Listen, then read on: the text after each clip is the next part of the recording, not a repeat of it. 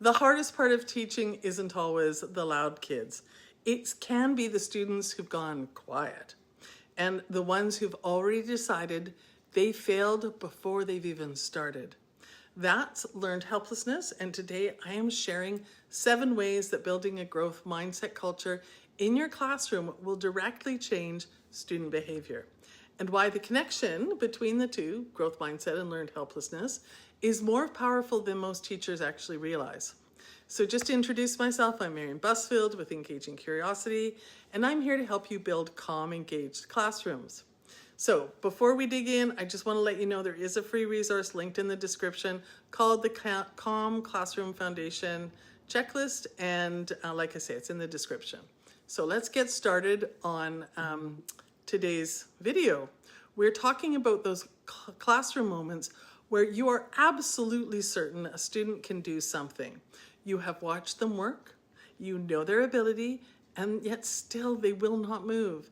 They've already decided the answer is no way before they have even tried. That is learned helplessness in action. And if you want to know more about that, that video will be linked at the end of this one. So don't worry about that right now.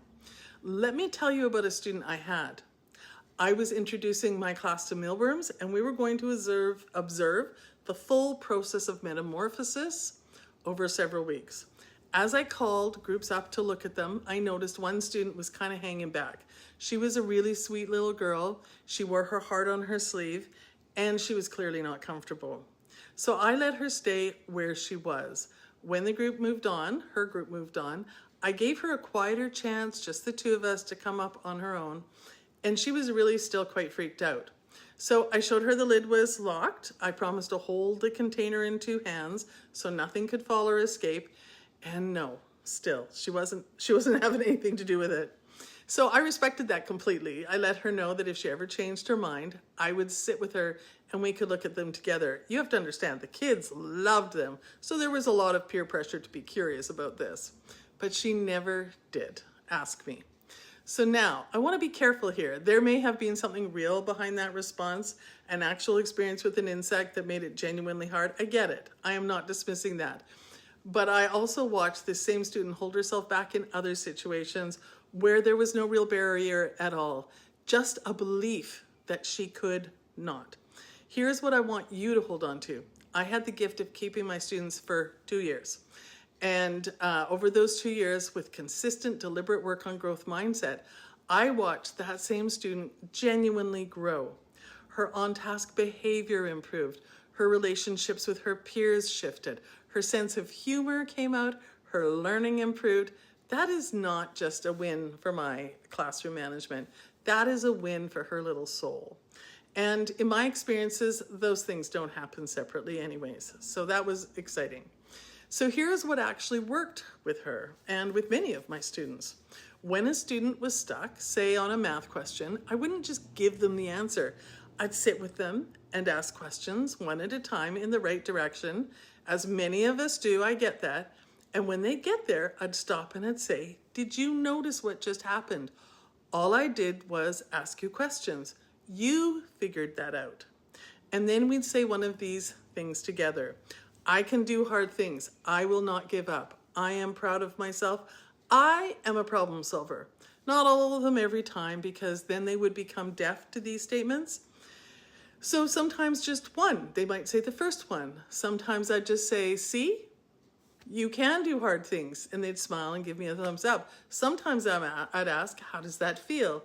And they would tell me they were proud of themselves. So it wasn't just a verbatim kind of, But at the beginning of the year, all of them. We said all of them a lot, so that when I needed to call it back later, when a student was shutting down before they'd even started, the language was already there inside of them. It already belonged to them. That is the connection between growth mindset and learned helplessness. Learned helplessness is a belief. It's an I can't. Nothing I do will change this, and you cannot argue a child out of that belief. You cannot put a poster on the wall and poster them out of it either. I had posters on the wall, but they weren't just posters. They were guideposts. But you can walk them through enough of an experience that becomes evidence against it over and over until the evidence that they have is stronger than the belief that they previously had. That is what growth mindset practice actually is. Not a philosophy, a repeated, deliberate rewrite. And the neuroscience is behind this, by the way.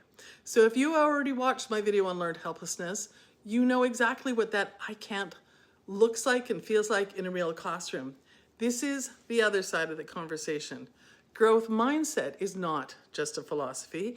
It is the practical response to what learned helplessness creates. Here are 7 ways that it actually changes things. So much more than just getting that student to pick up a pencil and put it to paper. Their engagement increases, which means less redirection. Students who feel valued, motivated, and capable naturally become more invested in their learning. When students feel ownership over their education, the gap between where their attention is and where you need it to be shrinks significantly. Another one is classroom climate. This improves. The classroom becomes a happier place to be, a more respectful, cooperative community.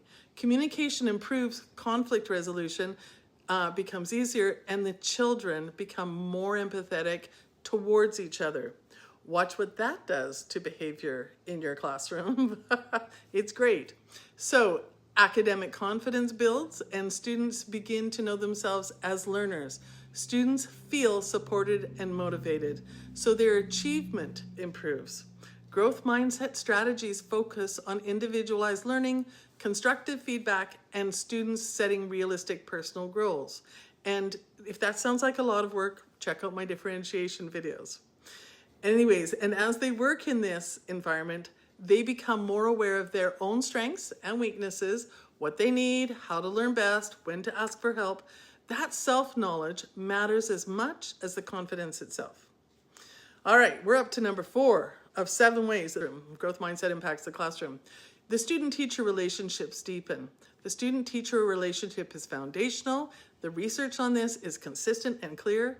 As students grow in their ability to trust, demonstrate respect, and communicate openly, they are going to appreciate the leader of the classroom more. And that changes everything. All right, next up is intrinsic motivation, one of my personal favorites. I love giving my kiddos treats, parties, and special surprises, but please, oh please, do not ask me to implement a classroom reward system. There's a video on that too.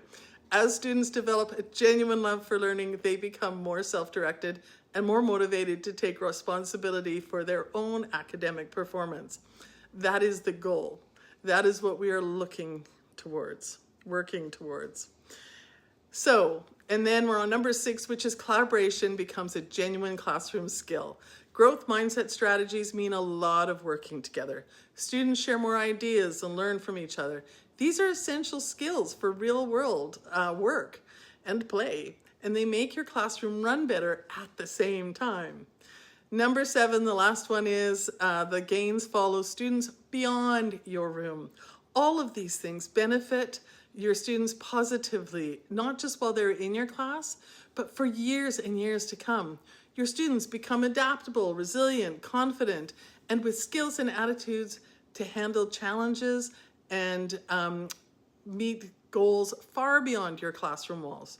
Your influence extends much further with these strategies than you will ever directly seize. That's a legacy. So just to keep in mind, you do not have to implement everything at once. Start with what you can do consistently. Consistency over time is what creates the culture shift, not an ambitious week 1. Here are a few places to begin though. Believe in your students and let them see it.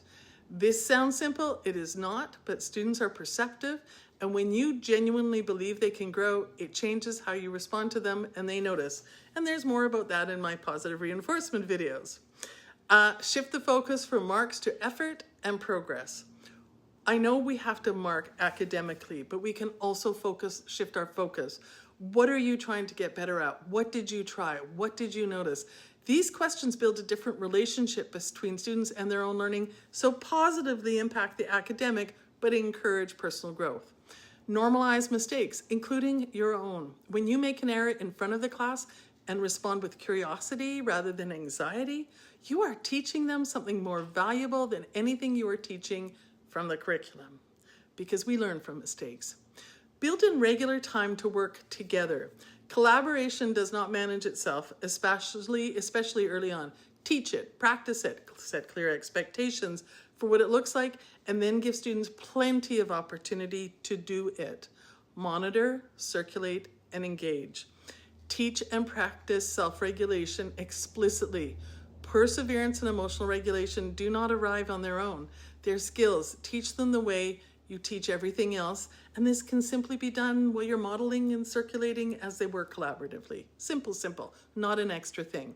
And meanwhile, model it yourself. When you demonstrate what a growth mindset looks like and sounds like, in how you respond to the unexpected, in how you approach something new, you are creating the conditions for your students to do the same. So, my Calm Classroom Foundation checklist walks you through the foundational structures that support all of this. It is a practical starting point and it is completely free. The link is in the description. When you're ready, I want you to go grab it if you're interested. So, growth mindset and resilience are one of the 8 pillars of the Calm Classroom framework, and it does not stand alone. As you've heard me refer to my other videos, that's why I'm saying I've got it here for you. It's all here for you. So what you are building when you build a growth mindset culture is, at the same time, a stronger classroom community, a more emotionally safe environment, and a classroom full of students with better self-regulation. Those pillars support each other, and classroom community makes growth mindset work feel safer. Social emotional learning and emotional literacy give students the vocabulary to engage with, challenge differently, and with each other differently.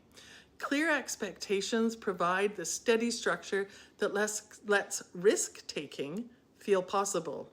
That is why isolated strategies only go so far. A growth mindset classroom is not one thing you add in, not more work. It's not another layer.